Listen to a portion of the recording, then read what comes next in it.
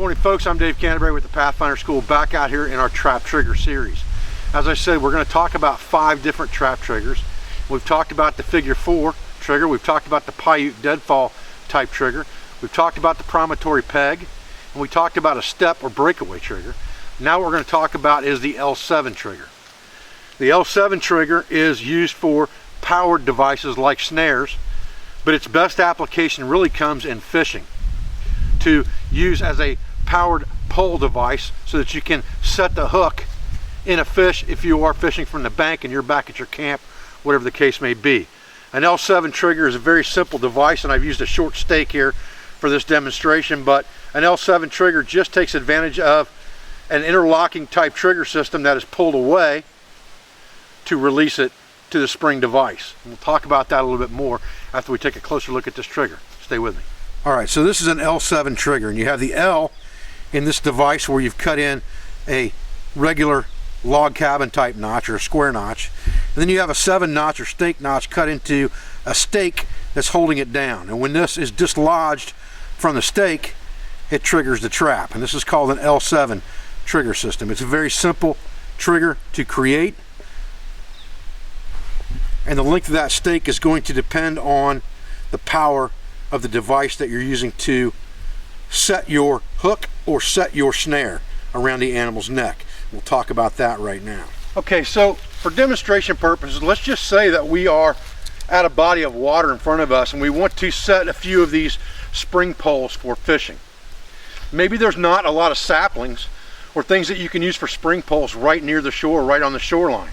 What you can do is you can go harvest a nice springy sapling like this green piece of red bud. It doesn't have to have a lot of snap to it. Think about a fishing pole. It doesn't have to jerk the fish up onto the bank. It just has to set the hook. So we've got something very similar to a fishing pole here. And then we have a heavier piece of wood here that's a little bit bigger than that diameter we're going to use for a pilot drill. And we have our maul. And we're just going to put this in the ground, and we're going to make a pilot hole.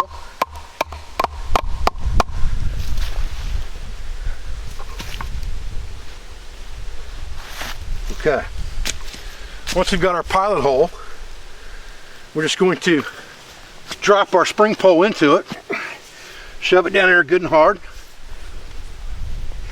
and that should give us what we need to set our hook.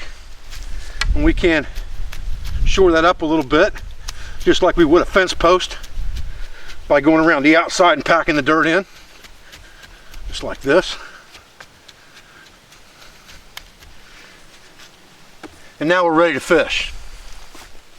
All right, once I have my spring pole in the ground, I'm going to just cut a 7 notch in there and put my line on there with a jam knot. Now I use some bigger lines, some 36 line on this portion of it, just so you guys could see the line more visual. Then we would take the other end of this line and we would tie it to our L7 trigger, and I'll show you how to do that. But if we were using one continuous piece of small diameter line, we could just lash it on there with a clove hitch and hook it to the line, or hook it to the L7 in 2 V notches. And I'll show you what I'm talking about in just a second. Now I have some very small diameter bank line on here like I would use for fishing. This is like a number 8 bank line. If I were going to use number 8 clear up to the pole, which I could very easily do, but you wouldn't get the same visual off of it, I would just take that and put a clove hitch in there, which means I put 2 reverse loops in, just like this and like this, and back those up together, and put that right here in the top portion of this trigger and tighten it down, going both directions like this. This would go out to the water. This goes to my spring pole. For sake of this demonstration, I'm going to tie it as a separate line to the trigger because I already have a smaller diameter line coming off the top of this trigger.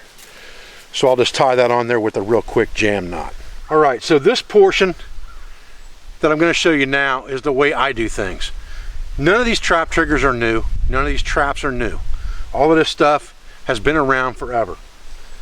Generally speaking, when I am doing this for fishing, and this is one of my favorite fishing type methods for trapping, I want to do this just like it was a fishing rod. So I want to pull this down at an angle, not straight up and down, but at an angle out toward the water. And I want this trigger in here at an angle. And I'm going to show you a trick with that in a minute. So the first thing I have to do is I have to drive my stake at an angle to hold that, because I want that to be held right there. So I'm going to drive my stake in at an angle toward the bank, not toward the water, just like that. Okay?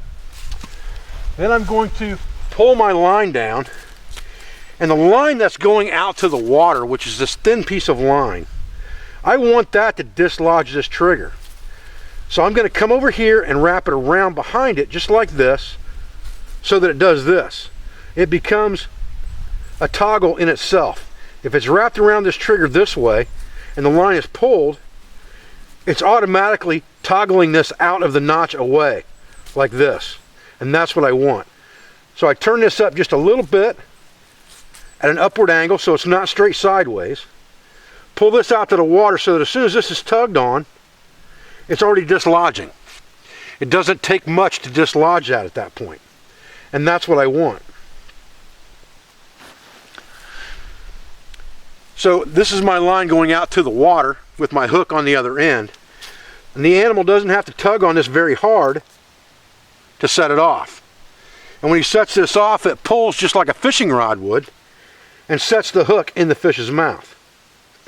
But this wrap right here is very, very important, as well as this twist of the stake to get it at just a slight angle away. If the water's over here, I want that angle to be slightly away, not facing the water this direction necessarily, because that's going to pull over the top, but not facing sideways. I want it about right there at about a 45-degree angle, so that when this gets tugged on, it automatically dislodges that trigger.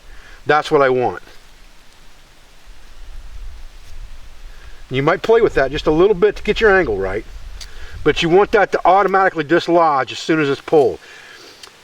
You can change the sensitivity of this trap just with that angle of the stake to take more or less to set that trap off.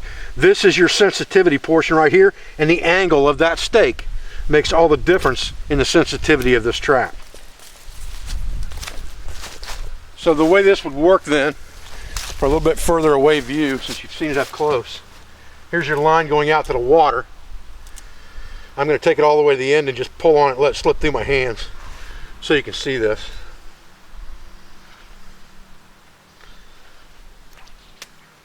That's going to set your hook.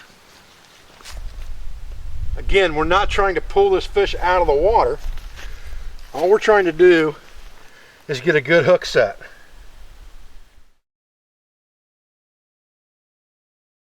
Morning guys, Dave Canterbury with Pathfinder School. I came back out here today to the same spot we had that Klepsy type trap set yesterday with the promontory peg trigger system. And I want to show you a different type triggering system today that is very effective, that works very well and brings the animal almost all the way into the trap beyond a shadow of a doubt before the trap springs. It's a little bit more complicated to set up, not as quick and dirty as the first one I showed you, but every bit as effective. And it just gives you a variation to put in your toolbox for future reference. Stay with me and we'll get it set up. Okay, the way this trap works, or the way this trigger system works, is it employs a machine called an inclined plane. And as you approach the top of that plane, your weight is going to be further and further forward, pushing down.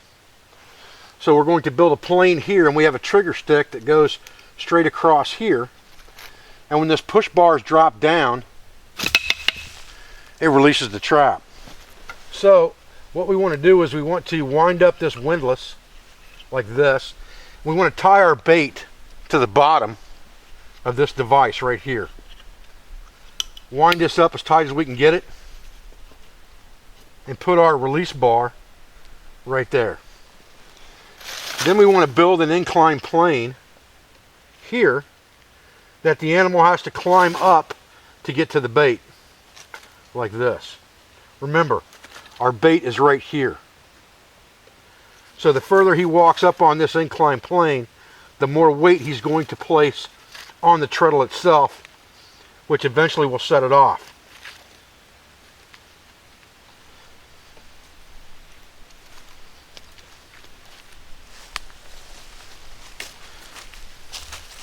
once we've got the treadle system set up, we would block everything behind the trap. Then we would camouflage this area really good and funnel this off so we can only get to the bait from this front side. We would camouflage the treadle itself, put a pile of leaves in here, just like this. That's not going to hurt anything. That animal's going to walk right up that pile of leaves to get to that bait, just like this. So again, remembering that we have our bait right here at the base of this stick, tied on there. Frog, half a bluegill, whatever the case may be, the animal's going to want. We've blocked off everything back here, sticks, stones, whatever the case may be, so that the animal cannot approach this trap from the back side at all. We've camouflaged everything with leaves. The animal will walk up this inclined plane, and when his weight gets to the top, his head's already going to be right on plane with this killing device. All right guys, well, I'm Dave Canterbury with the Pathfinder School, and I snuck a little extra footage in at the end of this video just to see who was watching, of a different treadle type trigger system that can be used with that Cluspy trap for small and medium sized game that also is very effective. And I just wanted to kind of sneak that into the back of this video for you guys that are watching this series. I appreciate your views, I appreciate your support. I thank you for everything you do for our school, for our family, for our business, for all of our instructors, sponsors, affiliates, and friends. And I'll be back with another video as soon as I can. Thanks guys. Rufus, what are you chewing on? What are you chewing on?